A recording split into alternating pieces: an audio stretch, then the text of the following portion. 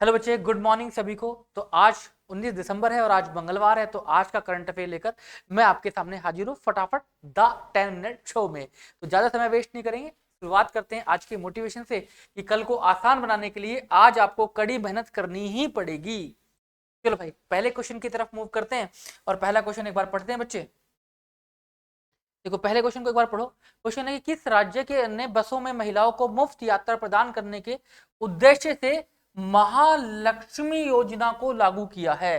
देखो, अगर मैं आज की बात करूं तो इसके इसलिए राज्य है बेटा तेलंगाना। जैसे दिल्ली में पहले ये स्कीम लागू की गई थी जहां पर महिलाओं को फ्री बस सेवा दी जाती है दिल्ली में आज भी, तो उसी की तर्ज पर तेलंगाना ने भी ये स्कीम को लागू किया है और स्कीम का नाम है महालक्ष्मी। यहां पर देखो, दिल्ली में तो सिर्फ फीमेल को दी जाती है, तेलंगाना में फीमेल फीमेल के साथ में ट्रांसजेंडर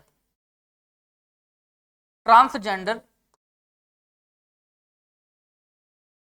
इनको भी साथ में इंक्लूड किया गया, किसी भी उम्र की महिला को, और साथ साथ में ट्रांसजेंडर जो भी होंगे उनको भी बस में जो सरकारी बसें होंगी वहां पर मुफ्त सुविधा दी गई है ट्रेवल करने की। तो इसके बारे में थोड़ी सी बातें और जान लेते हैं। देखो, गर्ल्स और women, all the age group and the transgender, ठीक है, तीनों लोगों को, तीन सॉरी महिलाओं को और ट्रांसजेंडर को, दोनों कैटेगरी को फ्री में ट्रेवल करने की सुविधा यहाँ पर मिल गई है भाई। और महालक्ष्मी स्कीम का नाम है। तो तेलंगाना के बारे में और जान लेते हैं क्योंकि तेलंगाना में हाल ही में चुनाव हुए हैं। तो तेलंगाना के जो सॉरी बच्चे, मुख्यमंत्री बने वह रेवनाथ रेड्डी, और ये तेलंगाना के दूसरे सीएम हैं। तो पहले कौन है भाई? तो पहले है सीएम भाई केसीआर, के चंद्रशेखर राव इनका नाम है। केसीआर इनसे पहले सीएम थे। और के अब जो सेकंड बने हैं वो रेवनाथन रेड्डी बने हैं। तो तेलंगाना की कैपिटल के बारे में भी जान लेते हैं। इनकी कैपिटल हैदराबाद है और गवर्नर है तमिलसाई सौदराजन। तेलंगाना के बारे में और जान लेते हैं। देखो, तेलंगाना जो बना था वो 2 जून को बना था, 2 जून 2014 को तेलंगाना राज्य का जो निर्माण हुआ था, ठीक है, 2 जून 2014 को हुआ था। अगर मैं आपसे पूछूं कि तेलंगाना किस राज्य से हटकर बना था, ठीक है, किस राज्य से अलग हुआ था, तो इसका नाम है बेटा आंध्र प्रदेश। आंध्र प्रदेश, ठीक है, आंध्र प्रदेश से तेलंगाना कटकर अलग हुआ था बच्चे। तो इसके बारे में थोड़ा सा और जानते हैं, थोड़ा सा आगे चलते हैं। अब बात करते हैं तमिलनाडु की, क्योंकि ऑप्शन में तमिलनाडु भी था, तो तमिलनाडु भी इंपॉर्टेंट है स्टैटिक जीके के लिए। तो तमिलनाडु के सीएम है बेटा, वो है एम के स्टालिन। देखो, ये नहीं मिलेगा, थिरू नहीं मिलेगा, मगर एम के स्टालिन आपको वहां पर लिखा हुआ मिलेगा। तेलंगाना की कैपिटल, तो सॉरी, तमिलनाडु की कैपिटल चेन्नई है। गवर्नर है रविंद्र नारायण रवि। आगे चलते हैं, केरला की बात करते हैं। केरला क्लास मैंने कल वाली क्लास में भी डिस्कस किया था। तो केरला के जो है वो पी विजयन है भाई, और यहाँ की कैपिटल जो है चेन्नई है, और आरिफ मोहम्मद खान यहाँ के गवर्नर हैं। चलते हैं अगले स्टेट पर। अब बात करते हैं उड़ीसा की। तो उड़ीसा के जो सीएम है वो नवीन पटनायक हैं, और उड़ीसा की जो कैपिटल है भुवनेश्वर है, और यहाँ के जो गवर्नर हैं वो रघुबर दास हैं। तो ये चीजें आपको बिल्कुल तैयार करते रहना साथ साथ में। अब नेक्स्ट क्वेश्चन पे चलते हैं, और नेक्स्ट क्वेश्चन भी बहुत ही अपडेटेड है बेटा, एग्जाम में आने वाला। कह रहा है लालडू होम ने किस राज्य और केंद्र शासित प्रदेश की मुख्यमंत्री के रूप में शपथ ली है? ये मिजोरम के मुख्यमंत्री बने हैं भाई, क्योंकि नॉर्थ ईस्ट की तरफ ध्यान जाता ही नहीं है लोगों का, और वहां से क्वेश्चन पेपर में बनता है। और किस पार्टी से थे भाई? तो ये जोरूम पीपल मूवमेंट पार्टी के नेता थे, ये जो लालडू होम है। और वहां पर कितनी विधानसभा सीटें हैं, क्योंकि वहां की विधानसभा सीटें भी इंपॉर्टेंट होती हैं। तो 40 विधानसभा सीटें हैं, और 40 में से 27 पर उनकी पार्टी ने जीत हासिल की है। चलते हैं अगले इंफॉर्मेशन की तरफ। और मिजोरम के बीच बारे में थोड़ी सी और, कैपिटल देखो, कैपिटल के बारे में जानना भी जरूरी है। तो कैपिटल है बेटा ऐजवाल, और गवर्नर है हरि बाबू, ये कौन है, खम्बापति। भाई नाम भी बड़ा इनका अड्डे पटाता है, हरि बाबू खम्बापति, हाँ खम्बामपति, जो भी है भाई, इनका नाम थोड़ा सा आप प्रोनाउंस नहीं हुआ तो एडजस्ट कर लेना, ठीक है। अब चलते हैं बेटा छत्तीसगढ़ की तरफ। छत्तीसगढ़ के जो सीएम है विष्णुदेव सहाय। अभी रिसेंट इलेक्शन हुआ है छत्तीसगढ़ में, गवर्नमेंट बीजेपी की बनी है, और इससे पहले कांग्रेस की गवर्नमेंट थी, ठीक है। छत्तीसगढ़ में बीजेपी की गवर्नमेंट बनी है अब इससे पहले कांग्रेस की गवर्नमेंट थी। तो ये क्वेश्चन मैं आपसे पूछना चाहता हूं, विष्णुदेव सहाय से पहले, विष्णुदेव सहाय से पहले छत्तीसगढ़ के मुख्यमंत्री कौन थे? ये आपको मुझे कमेंट बॉक्स में बताना है, क्योंकि देखो जरूरी नहीं कि यही पूछा जाए, इससे पहले कौन थे वो भी इंपॉर्टेंट है। ठीक है बच्चे, अब यहाँ पर बात कर लेते हैं विधानसभा सीटों की। और गवर्नर थे, सॉरी मुख्यमंत्री थे कांग्रेस गवर्नमेंट के, तो जल्दी से कमेंट बॉक्स में बताना है। ठीक है, विधानसभा है सीट है 90 और इसकी कैपिटल रायपुर है। और गवर्नर है भाई विश्वभूषण विश्वभूषण हरिचंदन। चलते हैं आगे, मध्य प्रदेश के बारे में बात करते हैं। और मध्य प्रदेश में जो नए मुख्यमंत्री चुने गए हैं वो है मोहन यादव जी।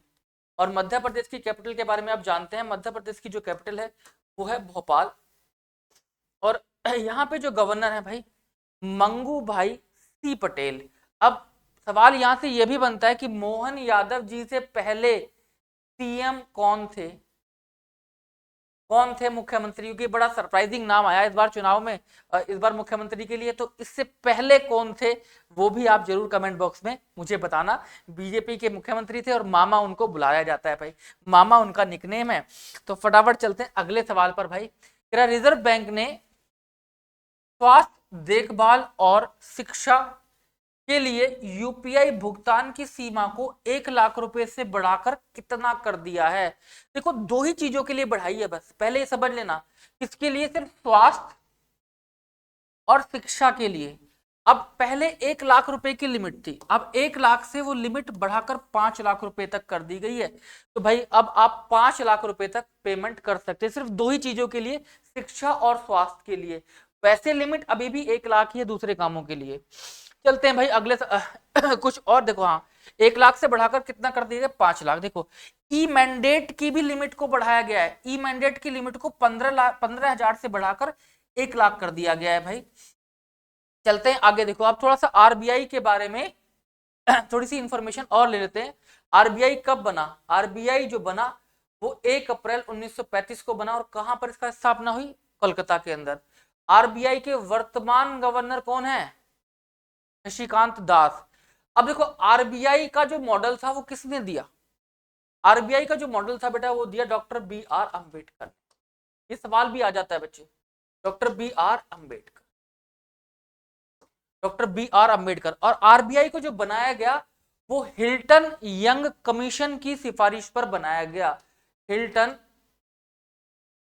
यंग कमीशन की, हिल्टन यंग कमीशन की सिफारिश पर आरबीआई को बनाया गया। तो आरबीआई से चारों पांचों क्वेश्चन बहुत इंपॉर्टेंट है, क्योंकि ये सवाल आरबीआई से बहुत बार पूछे गए हैं, ये स्टैटिक जीके वाला जो पार्ट है।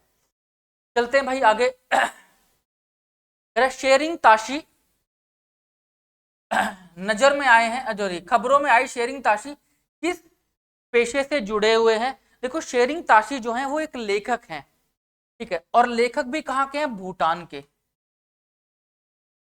और भूटान में इन्होंने बहुत सारी किताबें लिखी हैं, और ये भूटान के फेमस लेखक में से एक है। इनको एक फेलोशिप दी गई है, इनको यहाँ से एक फेलोशिप दी गई है बच्चे, और वो फेलोशिप दी गई है, इसका नाम है प्रेमचंद फेलोशिप। साहित्यिक अकादमी द्वारा इनको प्रेमचंद फेलोशिप से सम्मानित किया गया है। चलते हैं आगे अगले सवाल की तरफ, और भूटान के बारे में कुछ और बातें भी जान लेते हैं, क्योंकि भूटान आया है तो उसके बारे में बातें जानना जरूरी है। भूटान के जो प्रधानमंत्री हैं लोल्टे शेरिंग है, और यहाँ की कैपिटल थिम्फू है, और यहाँ की जो करेंसी है निगल टर्न है बच्चे। चलते हैं आगे और 5वें क्वेश्चन की तरफ बढ़ते हैं। देखो डेली 5 क्वेश्चन होंगे और डेली आपको तैयार करने हैं, कम होगा मगर डेली आपको तैयार करने हैं। 5-5 करके आप देखेंगे तो महीने में भाई बहुत सारे क्वेश्चन इकट्ठे हो जाएंगे। देखो अगला सवाल है, अमेरिकी खाद्य और औषधि प्रशासन एफडीए ने CRISPR जीन संपादक तकनीक के आधार पर किस बीमारी के इलाज को मंजूरी दी है?